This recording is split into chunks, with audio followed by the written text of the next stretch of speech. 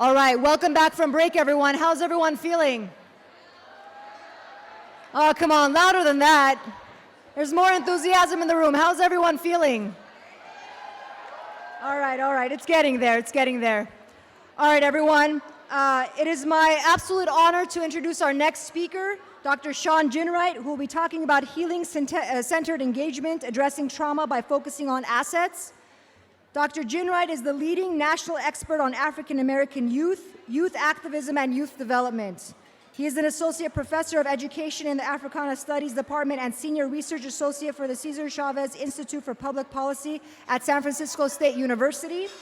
He is the author of Hope and Healing in Urban Education, How Activists and Teachers Are Reclaiming Matters of the Heart, Black in School Afrocentric Reform, Black Youth and the Promise of Hip-Hop Culture, and co-editor of Beyond Resistance, Youth Resistance and Community Change, New Democratic Possibilities for Practice and Policy for America's Youth. And in 2010, he published Black Youth Rising, Activism, and Radical Healing in Urban America.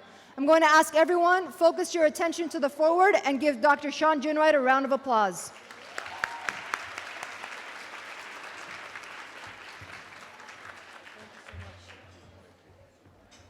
Greetings, greetings. It is an honor. I am humbled to be here. I want to thank First Five, Los Angeles, and Baby's Best for inviting me to come share these ideas with you.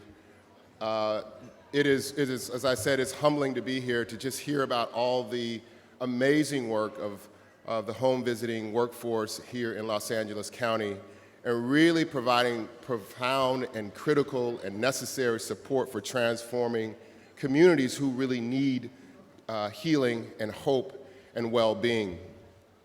I'm here to share some ideas with you that I think are deeply important and critical in this time in America.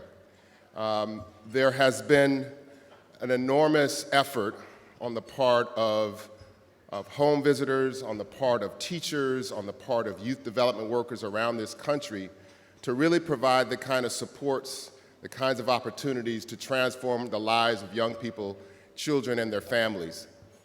And I have been working, I'm from the sovereign and independent nation of Oakland, California. We squeezed out that win last night. But my work as both a professor and as an activist and as a community member in Oakland, California, has been working with African American and Latino young people for over 20 years. And I've come to realize that it's not simply the best strategic plan. It's not simply the best scientific data. It's not simply the best new funding streams that really support and transform the lives of young people and their families. But more importantly, what I've come to learn is that it's our ability to be human, that our ability to love, to care, to be empathetic with families that need it most. And the challenge is, of course, is that our education and our training simply doesn't teach us about matters of the heart, about how we cry and sit with people who are experiencing trauma, about how we hold and embrace children who need to be hugged.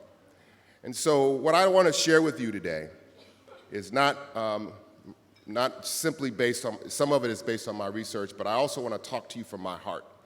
I want to share with you some of the insights that I've learned over the past 20 years that, in my view, represents a paradigm shift. And it's a paradigm shift from thinking about transforming and supporting young people's lives, children and their families' lives with these technical solutions, and really thinking about how do we take seriously transformative kinds of relationships that provide healing for our communities. I want to start with a story that happened to me about 7 or 8 years ago. And it's a story, you may have heard me share this story before, but it's a story that I think really sets the context for understanding what it means to heal our families and our children in really difficult situations.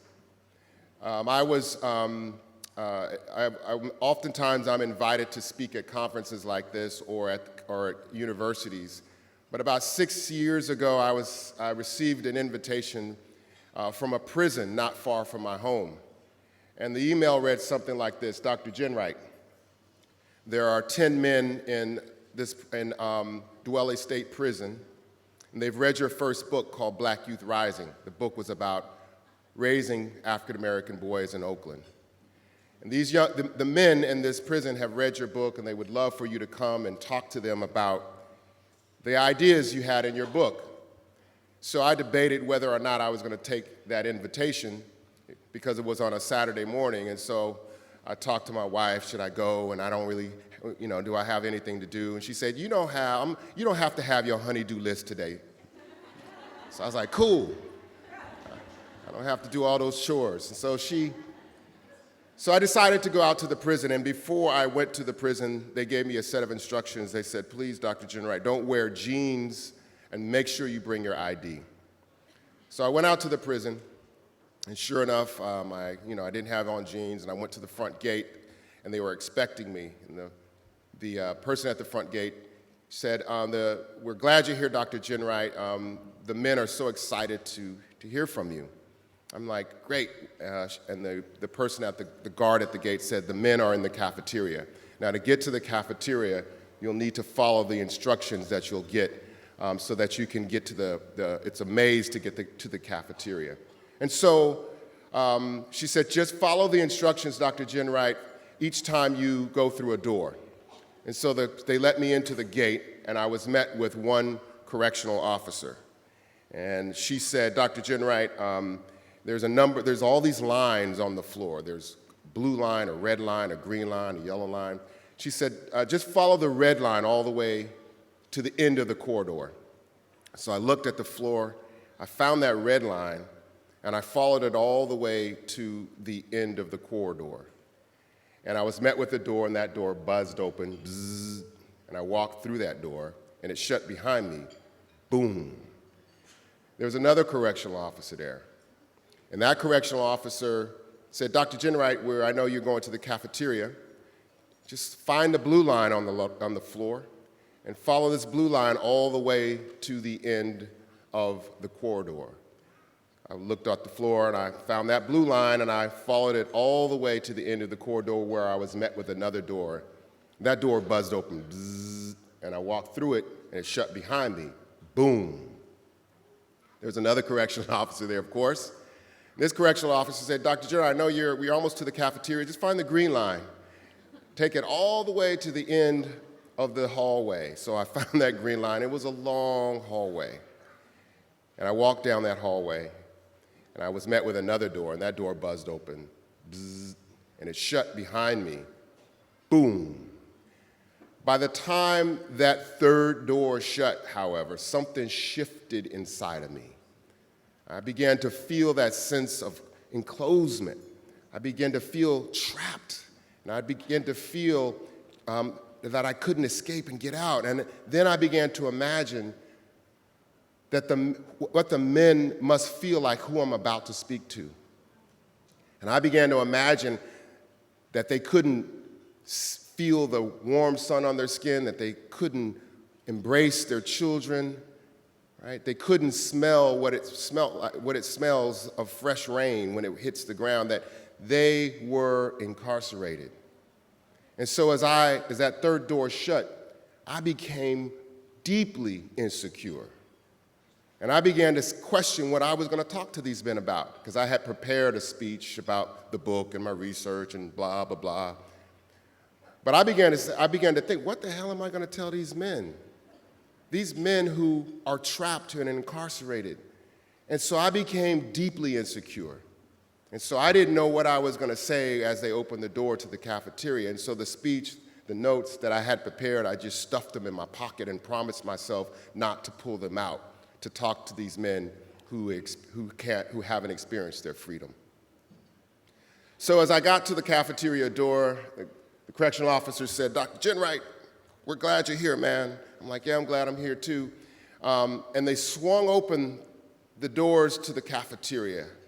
And to my surprise, it wasn't 10 men waiting for me, but it was about 200 men were waiting for me in their orange jumpsuits. I was like, damn, I wish I would have told me it was going to be 200 men. And so they were so excited to see me, y'all. They came up to me. One of them's name is Greg. Dr. Jenright, man, hey, man, I'm glad you're here. My name is Greg, man, and I've been in here since 1989. And my heart sank. Another brother came up to me. His name was Chris. I said, Chris, man. He said, Dr. Jenright, we're glad you're here. I'm like, Chris, it's nice to meet you, man. He said, yeah, man, my name is Chris. I've been in here since 1986. My heart sank. And one by one, as these men approached me in their orange jumpsuits, they said their name and they said the year that they had entered this place.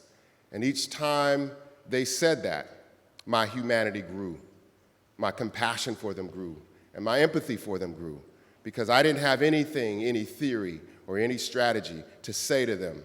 All I knew to do was to speak from my heart. And so, as they ushered me up onto the stage, which I was unprepared for, I thought it was going to be 10 men, I didn't have a speech. And so what I did was talk to them about what I knew. I talked to them about my concerns of raising a 6'3" African-American boy in Oakland, and the concerns that I have of his safety when he leaves my house at 8 o'clock at night with a hoodie on. I told them that I shared with them my concerns of having to now raise my mother and father, and my aging father who is now getting up in age and is not well. And I just talked to them from my heart, y'all. I just said, this is what I'm dealing with right now, and I hadn't prepared to share this with you, but I think it's important that I speak with my heart and not my head. And I shared all these ideas, and one of the things I said to them is, you are not what brought you here. And whatever brought you here, there's always an opportunity to hope and be healed. And I said to them that the young people that I've worked with for most of my life, that there are educational challenges, them finding themselves in juvenile probation wasn't simply about them deciding to make a poor choice. It was really the lack of caring and loving adults in their lives. And so I shared a few words with them, and it was time for me to leave the stage. And I was shaking their hands, and I heard a loud buzz, and the men had to go back to their cells. And so as I was exiting the cafeteria, I heard this loud, booming voice behind me. Hey, Dr. G. I was like, who's that? And so as I turned around, there was a tall brother. He must have been 6'8", man, or he was really tall, and I'm tall. And I was like, what's up, man? How you doing? He said, Dr. G, I want to let you know, man, that those words which you shared, they really touched me, man. You know, you said there's always an opportunity for us to hope and heal, and it's hard, man, to live in a place like this, man. I've been in here for 30 years. And he said, because I'm so tall and I'm so big, everybody thinks I'm a threat in here, man. They try to fight me. But I'm really a teddy bear, brother. And he said, I got in a fight about 4 years ago in here, man, and they cut me across my face. And he leaned down, and he had a scar that was across his face. And I said, man, I'm so sorry to hear that, man. I'm really, really sorry that happened to you. He said, no, it's okay, man, because, you know, living in here is tough, but when you said that there's always a way to heal, that really resonated with me, because there's something that I do every single day to heal myself in a place like this. And I said, what is it that you do, man? And then he reached into his pocket, and then I got a little nervous. I was like, why is he reaching into his pocket? And then the correctional officer said, no, man, this is cool. And he reached into his pocket, and he brought out a little bottle. And he opened the bottle, and then he blew bubbles. And the bubbles floated over my head. And my first thought was, did this big brother just blow bubbles in my face? And then he said, I blow these bubbles because it reminds me when I was a child. Reminds me when my father used to take me and put me on a swing set. We would go to the liquor store and he would bring me bubbles. And these bubbles heal me, man. And so I thank you for speaking to me from your heart and not your head, because as I go back to my cell, man, I'm going to keep these bubbles. And as I left there that afternoon, I left the prison, I became deeply curious about what are our bubble stories? What do we do when we are supporting families and children that are living in really difficult situations? How do we pay attention to our own sense of well-being? What are the bubble stories in our work? What are the bubble stories in our lives? And how do we foster opportunities for us to heal in difficult, challenging situations? I believe that those of us who are working on the front lines to support young people and children need bubble stories. We need ways to heal ourselves, because if we don't heal ourselves or if we don't take our own well-being seriously, how do we expect the children and the families to be well as well? And so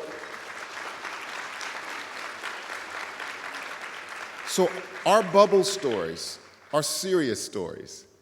There's stories about how we take care of ourselves physically, about how we take care of ourselves spiritually, about how we take care of ourselves mentally. But these bubble stories are not just individual self-care, that we need to think about structural well-being. That is, the ways in which our society, our systems are structured to saturate the lives of young people, their families, and the workers with opportunities to be well. As I began to be curious about how people build systems for well-being, how do they create bubble stories in really difficult situations, I recognize that the first thing is that there are challenges to well-being. That those challenges are not just individual challenges, but they're systemic challenges in our society that both are threats to our well-being, but they're also opportunities for us to think about well-being and reimagining systems to support the well-being of families, children, and the youth home visit workforce. So in this book, I wrote Hope and Healing in Urban Education. I traveled to Chicago and New York and New Orleans and Oakland and San Francisco and Los Angeles. And my goal was to really understand what is it that people do, not systems, not leaders, but what is it that people do? Oftentimes, innovation doesn't come from the CEO, the executive director. Innovation comes from the families and those who are on the front lines who are listening to the lives of people that are dealing with stress and trauma. What is it that people are doing? And so in this book, I began to collect ethnographic information about challenging situations in some neighborhoods where there was large exposure to gun violence, and how by fostering caring, loving relationships with children who carry guns, right, they were able to transform a neighborhood that is violent to a neighborhood that is saturated with peace. In a community in New York where young people didn't have a voice in the kind of schools that they want, and those schools were saturated with discipline policies, and working with those children to give them voice to actually transform the school's policy to support their own well-being. And so I studied how people are creating healing opportunities in challenging situations. And the first thing that I realized is that we have to think about what are the things that are harming our communities. And this research by James Gabarino uses this term called social toxicity.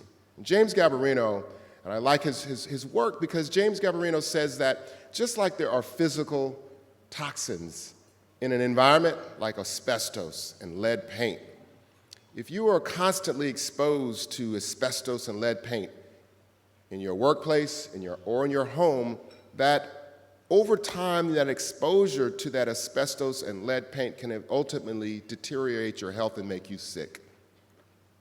If you don't provide healing from that exposure to those physical toxins, it could actually become lethal. Toxicity builds up, and it has an eroding impact on your quality of life. Well, Gabarino says that just like there are physical toxins, that there are social equivalents to physical toxins. And social toxins are things like fear, anxiety, shame, uncertainty, disappointment, stress, that all of these things are equally present in the environment and the communities we care about. And they're also present in our lives as home visit workers and youth development workers and teachers. We're exposed to those forms of social toxicity as well. And if we are not healed from those forms of social toxicity, it can have an impact on our well-being and the capacity for us to support the communities we care about. Here's some examples of social toxicity. You remember the summer of 2016 and the 2017, the Black Lives Matter movement, where police officers who were essentially hunting African American and Latino boys across this country were not being held accountable for their actions. And this created a sense of fear and uncertainty, even in my own household, when my son would leave with his friends, leave the house with his friends. We also know that current policy on immigration right now, where the current policies are separating children, babies, from their families, and that policy is creating deep amounts of trauma and deep amounts of insecurity and deep amounts of stress in families and communities across this country. These are just a couple of examples of forms of social toxicity that we currently have, and that our systems and our work needs to account for those kinds of forms of social toxins that have an impact on the lives of ourselves and the lives of our communities. Here's a way to think about how social toxicity works. And this is a model that my team developed that really helps us to understand the impact of social toxicity. Because social toxicity doesn't just impact the young people, but it also has an impact on us as well. So this is, I like to call her Mia. And Mia deeply cares about working and transforming the lives of young people. She works in communities, she works with families, and Mia is deeply engaged and passionate and empathetic in supporting young people. But Mia also is exposed to social toxicity. And social toxicity is like rain clouds. And those rain clouds are rain clouds of heterosexism and white supremacy. They're rain clouds of poverty and ableism, and they're rain clouds of othering and racism. And those rain clouds are toxic to Mia's well-being. Now, the way that this rain works, however, it doesn't just get on the outside of Mia, it gets on the inside as well. And if Mia doesn't get that the toxicity that's inside of her, it stays there and it shows up in her life, it shows up in her interactions with children, and it shows up at her workplace. So that exposure to social toxicity, it doesn't just have an impact on Mia at the individual level. It also has an impact at the interpersonal level, Mia's relationships, Mia's friendships. But it also has an impact at the institutional level. And the toxicity has an influence on the values, it has an influence on the practices, and it has an influence on the policies of that institution. Now, the thing is that institution then produces its own form of toxicity, and it goes back out into society, and it reproduces itself with more toxicity that cycles through. So our goal then is not just about supporting young people, but we have a critical understanding about the harms that we face in trying to provide healing for our communities. I was trained as a sociologist and as a youth development professional. When part of my training was in trauma-informed care.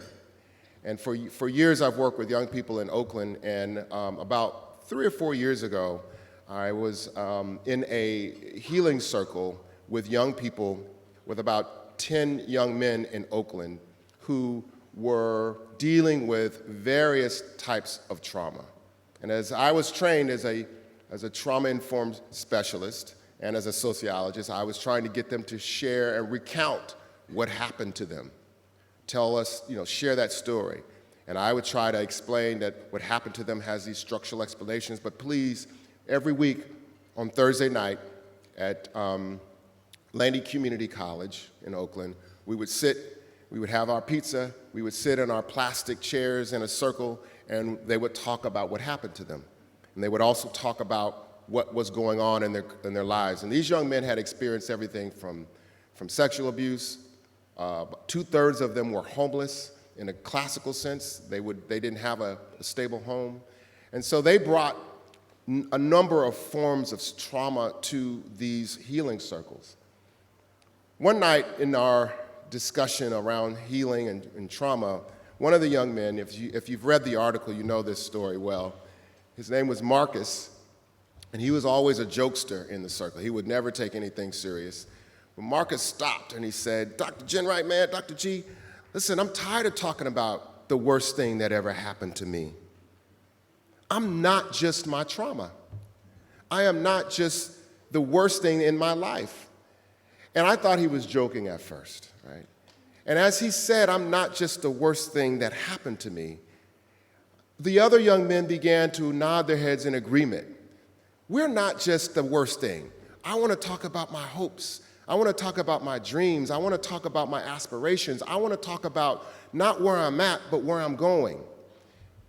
One of them said, I don't want you to meet me where I'm at, Dr. G. I want you to meet me where I dream." And so,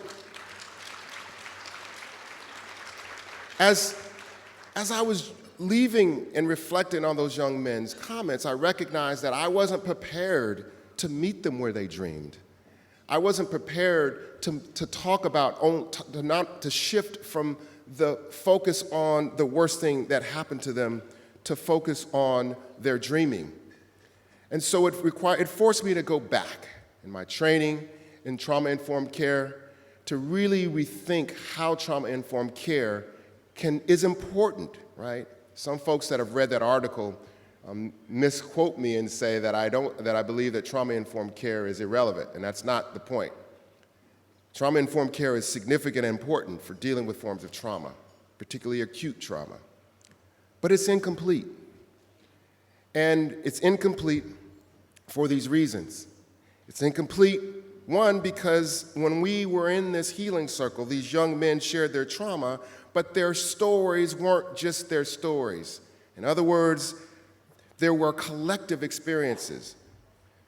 Oftentimes when we think about trauma in my individual training, trauma is something that is experienced individually. That means that you've experienced a shooting or you experienced this abuse or you've seen this thing happen, and I can treat your trauma as an individual.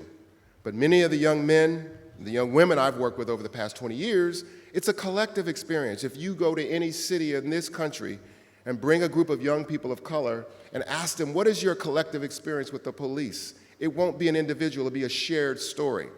And so the first shift is thinking about that trauma is experienced collectively, not as an individual experience. The second is that oftentimes when we think about trauma, we locate trauma as existing in the individual rather than the root causes that caused the trauma in the first place. And that means we have to shift from thinking about trauma and we have to begin to widen our lens to think about the policies, the practices, and the environmental causes of trauma. If we know the term, the social determinants of health, well, there's also social determinants of trauma. And that is those things that are in society, those things that are in our environments that actually have a traumatic impact on young people. Sometimes, and when I teach my class at San Francisco State University, my students come to me and they use the term, when we get to this unit on trauma, they use the term PTSD, post-traumatic stress disorder. And as they use that term, I told them as long as we're in my class, we're not going to use post-traumatic stress disorder to talk about trauma in the communities where I'm training you. We're going to use another term. And the reason we're not going to use that term is because there's nothing post about trauma, right? And secondly, the trauma doesn't exist in the individual, it exists in the environment. And so we shift from saying not post-traumatic or PTSD, but we use persistent traumatic stress environment, PTSE, right? That means that we have to think about how is trauma in the environment, and looking at the disinvestment in communities, looking at the policies that make it much more difficult for families to support their children. And so when we shift from thinking about trauma as only an individual act to looking at it as an environmental act, we begin to have different kinds of treatment and responses. Third, that oftentimes when we think about trauma, that it oftentimes is focusing on the symptoms we want to suppress rather than healing from the exposure. And that means that when we talk about trauma, we want to reduce ideation, which is necessary. We want to reduce depression, which is necessary. We want to reduce all of the kind of symptomatic issues. But when those young men said, "Meet me where I dream," they gave me a different challenge. That is, they said to me, I don't want to just cope with these symptoms. I want to see beyond them. I want to heal beyond them. And as they began to talk about their vision for opening up a a music studio, or talking about their dreams of becoming a DJ, it wasn't what they become, it wasn't their naming of the goal, it was who they become in the process of achieving their dreams. That is what healing is. It's becoming someone else in the process of achieving their dreams. And what we're talking about, this last shift allows us to broaden our view, broaden our vision, and broaden our possibilities about what's possible when we embrace the ability for young people to dream and imagine their lives. I was sharing these ideas about shifting from trauma-informed care and to healing-centered engagement with a friend of mine who was a botanist at UC Berkeley. I know, she works with plants, right? You guys are probably thinking, how's Jen Wright going to pull this together, right? But it makes, just follow me. She said, I was talking to her about social toxicity and the way social toxicity has an impact on communities and families, and we got to heal from social toxicity. And she said, you know what? We do this experiment up at my lab at UC Berkeley. And in this experiment, we take these plants and we put them in these gas chambers, and our goal is to try to measure the response of how these plants respond to different toxic gases. So we put the plant in the chamber and we pump different gases into the chamber, and we look and we study how the plant responds. And oftentimes, the plant dies. And I told her that's not what I'm talking about, right? I'm not talking about dying plants. And she said, no, just listen, one time we decided to not put one plant into the gas chamber, but we put a community of plants in that same gas chamber. And we put those plants together. We still pumped gas into the chamber. And we pumped gas in there, but something miraculous happened when we pumped the gas into the chamber when there were multiple plants. She said the plants did something really weird we'd never seen before. The plants began to pull out different nutrients out of the soil, and they began to process those nutrients differently.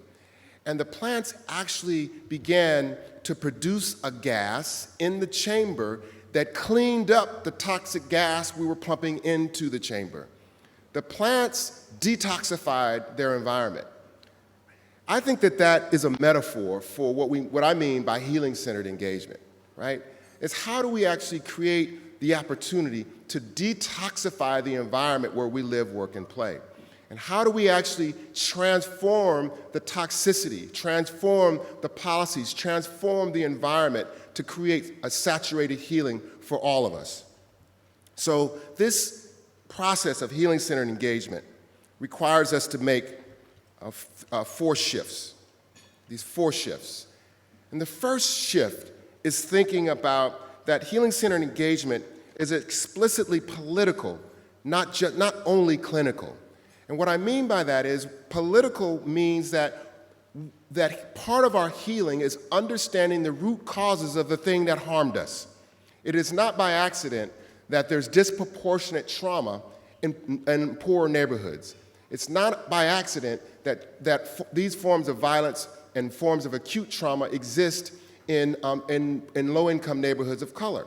So we have to think about shifting the gaze from thinking about only from a clinical perspective to a political perspective.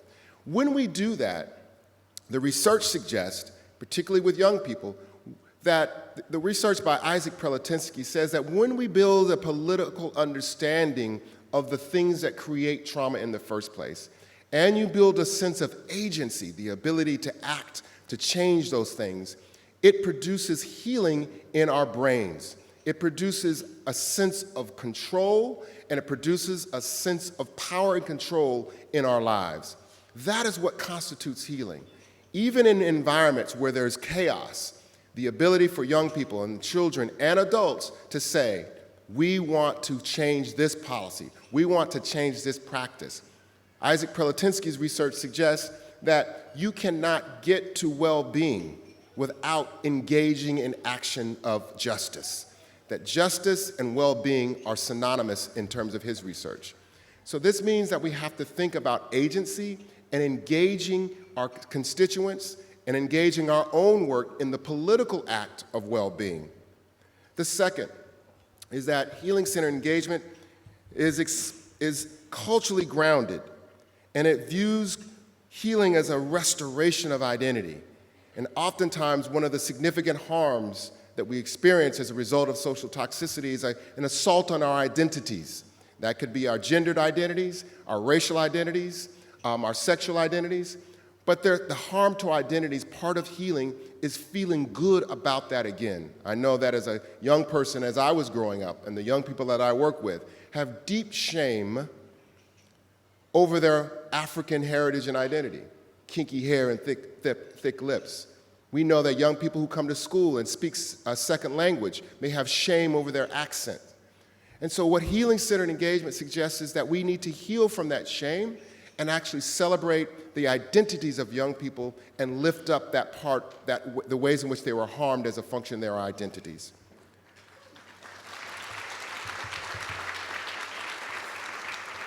Third, healing-centered engagement is asset-driven and focuses on the well-being we want rather than the symptoms we want to suppress.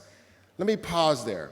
I believe that we will never achieve a sense of well-being if we tinker away at just symptom reduction. When those young men said, "Meet me where I dream," they were talking about, we have assets. Yes, this thing happened to me. But how do we actually build pathways of hope for young people? If they want to go to college, if they want to open up a music, they want to become a DJ, or they want to open up a radio station, whatever their dreams are that they share, how do we begin to build pathways and open up the possibilities to build upon their assets? And so healing-centered engagement starts with this asset-driven approach. And then lastly, healing-centered engagement supports adult providers with their own healing. There's a way in which we've been trained to believe that as adult providers that, we all got it fixed, right?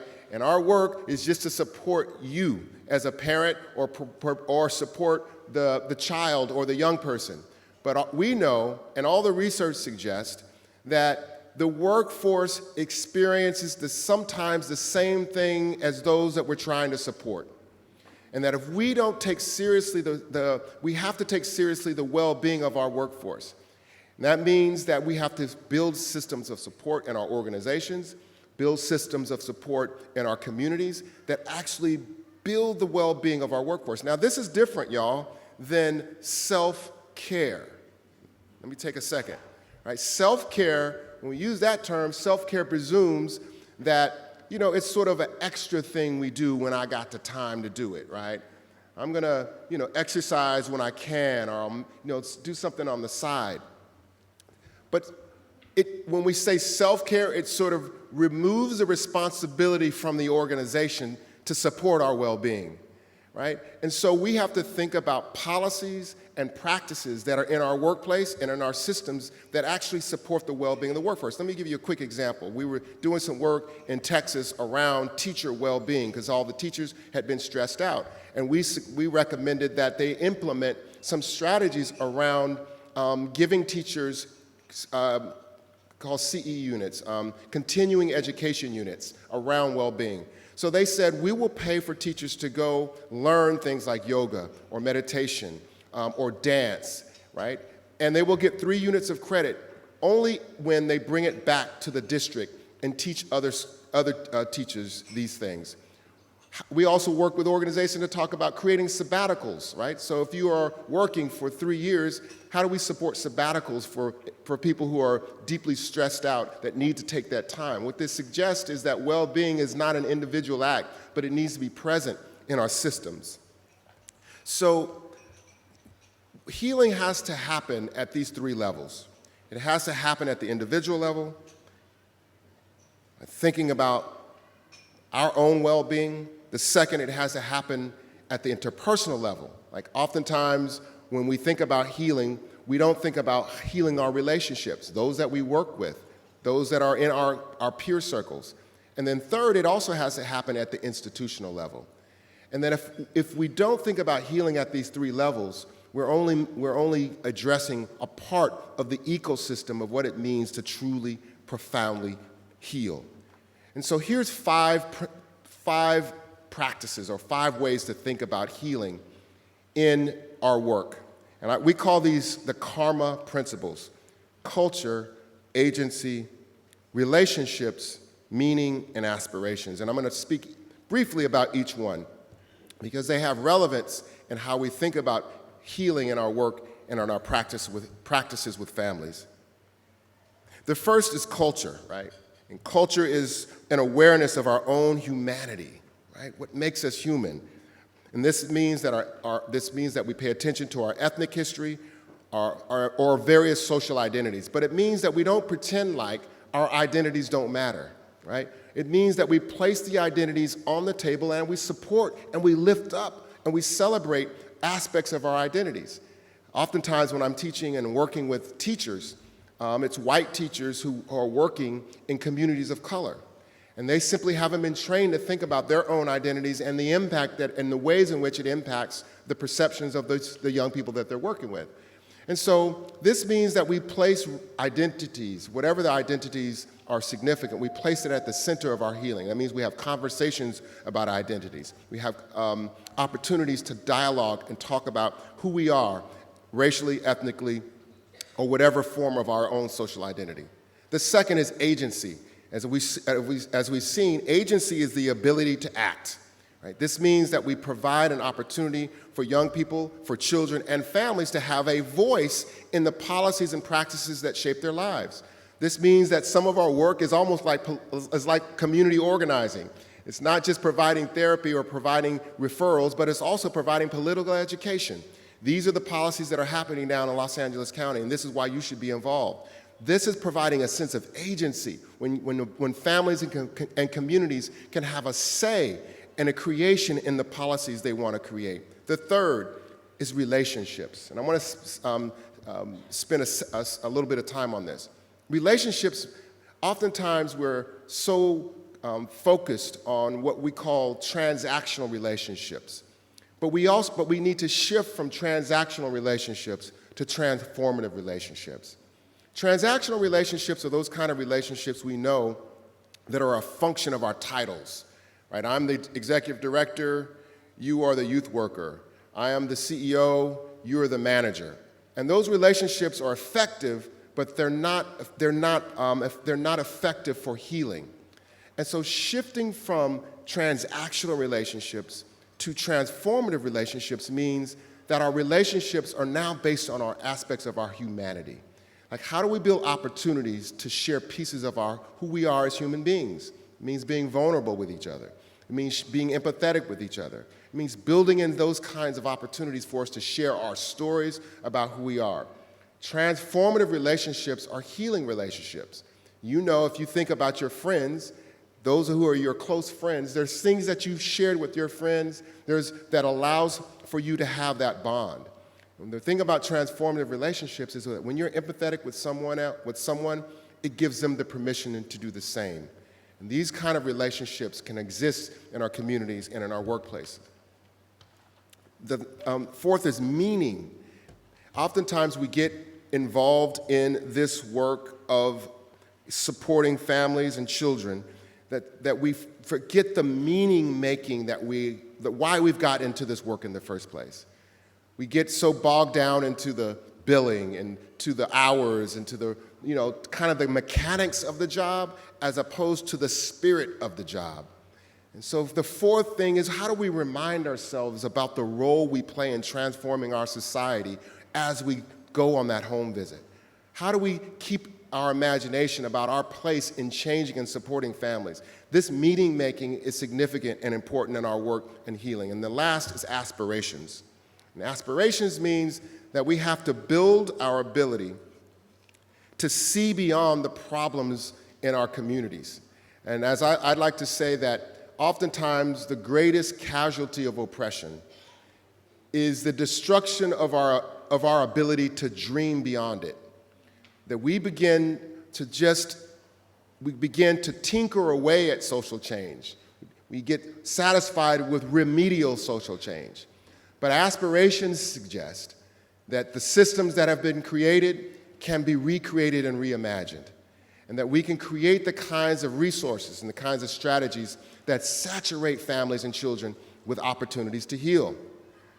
If we think, my wife always says when I talk about this notion of aspirations, she said if Africans who were enslaved in this country, if they didn't dream, they would have wanted a just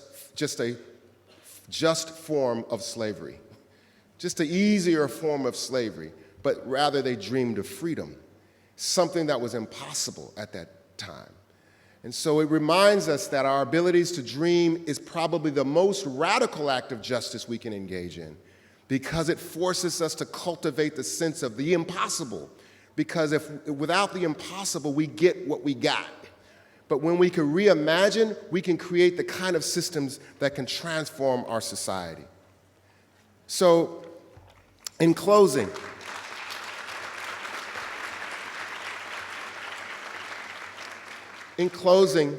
I want to end with this quote by Michelle Alexander, who I believe is probably the most courageous, brilliant legal mind of our times. She wrote a book called The New Jim Crow. She wrote for Harvard Law Review. She had practiced law her entire life. And in her book, The New Jim Crow, she documents a new form of slavery in America. Brilliant scholar, brilliant legal mind of our times. And 3 years ago, she wrote in the New York Times that she is not practicing law anymore. She's not reading any more legal briefs, and she's not going to practice and write about any legal issues anymore. And rather than to do that, she said she's going to enroll in the Union Theological School in New York. And she said that the reason she's doing that is because the problems that we face in America are not simply political problems, they're not legal problems, and they're not policy problems. She says that at the core, the problems that we face raise profound moral and spiritual questions about who we are and who we aim to become and what we're willing to do now. And our goal is to think beyond the limits of what we have and take the advice of Michelle Alexander and dream about systems in an America that can heal all of our children and families. Thank you all so much.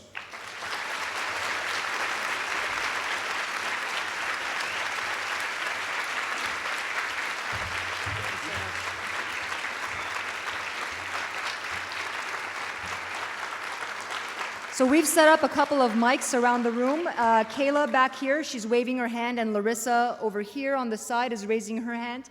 If you have questions or comments that you'd like to pose to Dr. Ginwright, please make your way to the microphone. Be sure to introduce yourself before speaking. We'd love to know who's talking. Probably one of the best talks I've heard in a while.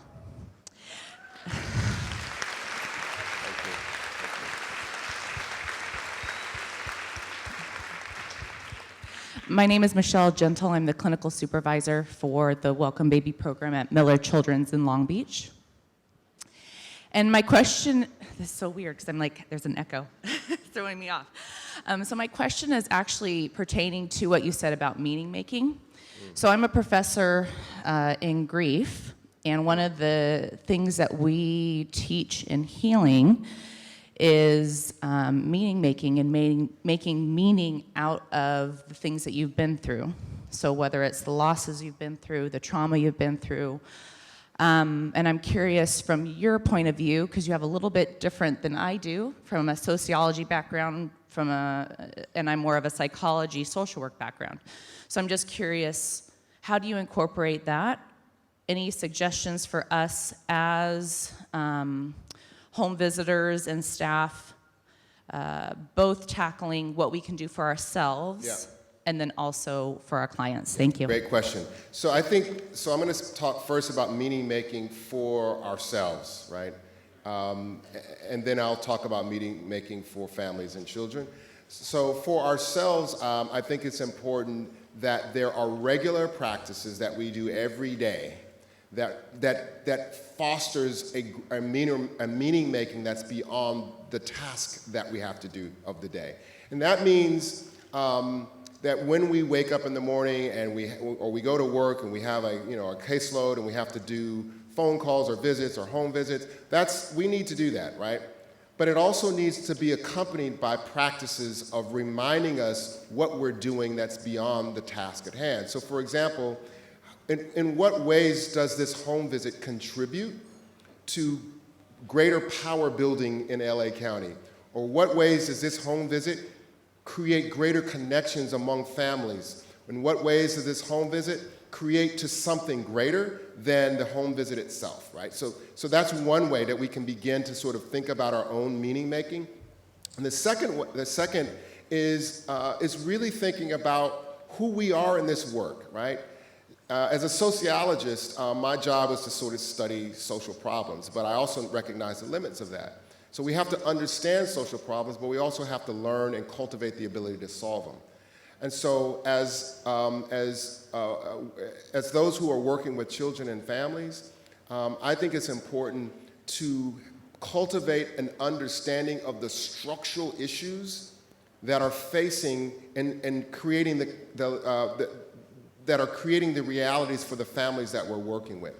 That means that we have to develop and cultivate our own political understanding of the broader issues. A friend of mine, we're doing some work together, James Bell of the Hayward Burns Institute up in the Bay Area. He uses this term, structural well-being.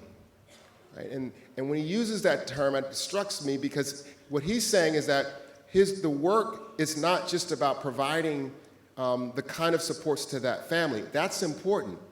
But the real goal is structural well-being, and that is creating the systems, the institutions, the policies that provide well-being opportunities for everyone in a society, and that if we remind ourselves of that on a daily basis, it gives us greater meaning-making in the work.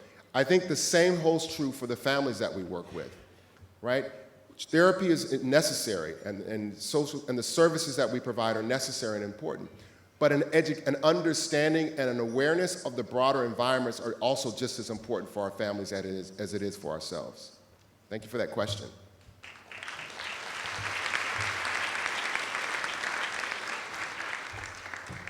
There's a question back here in the corner.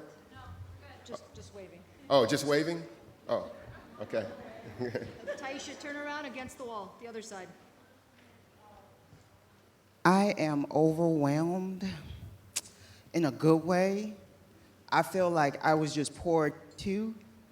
And to me, if you don't have any opening, you can't receive that fully. And I feel like I came very open, like I'm nervous now.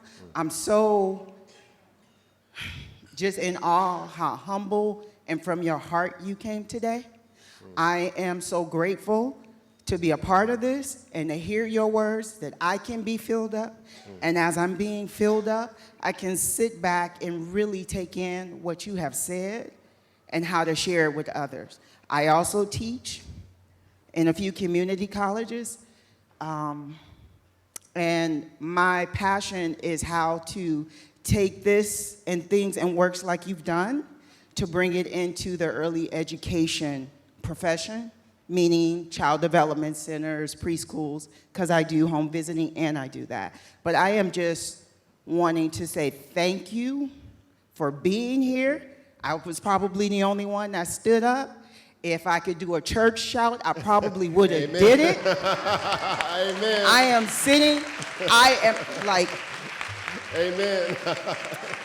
I am just so full and so grateful. I was over there crying. I'm like, am I in church? What is this? I feel like I just want to, you know? So I am so grateful to see you and to have you here and just to hear and feel your words in your heart. Thank you so much. Thank you. Thank you, sis.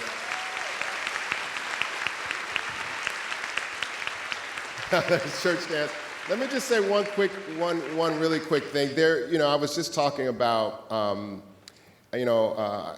went to South Africa and I went there to really learn.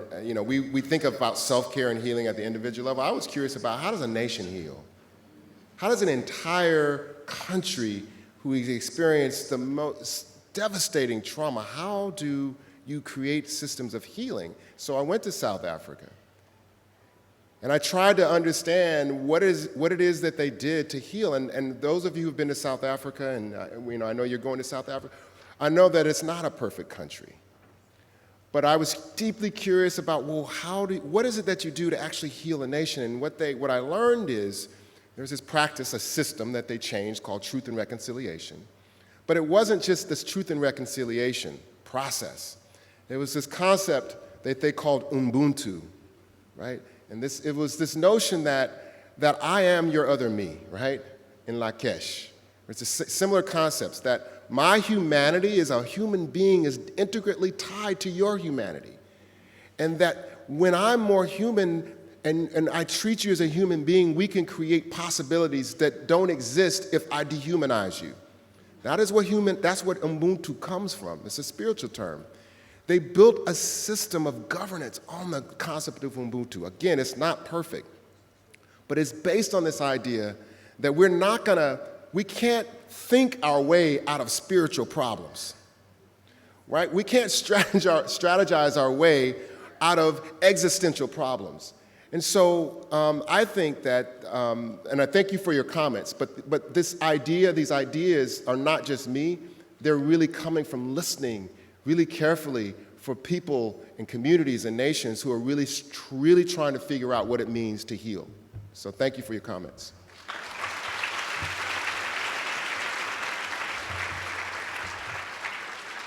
Let's give Dr. Jinwright one more round of applause. Thank you, guys.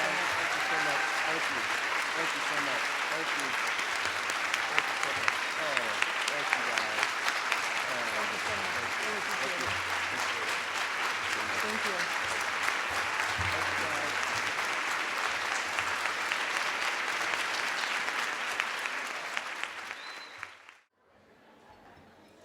All right, it's lunchtime. It seems fitting. Couple of things that need to happen before lunch. Let's go to the Mentimeter slide. So bust out your phones. Take them out. What resonated with you most from this presentation? So you just heard Dr. Jinwright speak for the last hour. As a friendly reminder, menti.com, code is 806384. Write in your responses. Bubbles. Heart, empathy, everything, hope and healing. That's a loaded question, Charlene. Okay.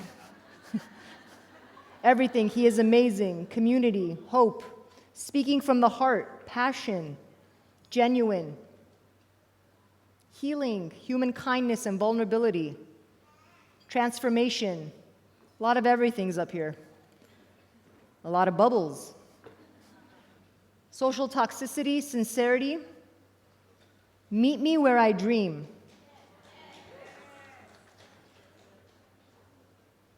Exposure and social toxicity, there is hope and change that can be had.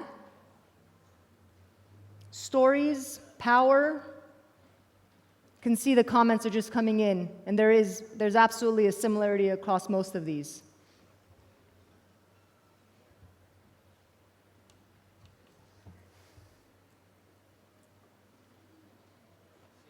Ooh, a heart emoji.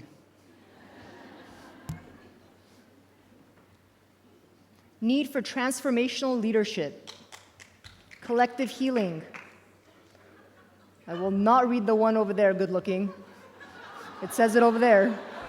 I read it, I have no idea who it's from. It has an exclamation point next to it too.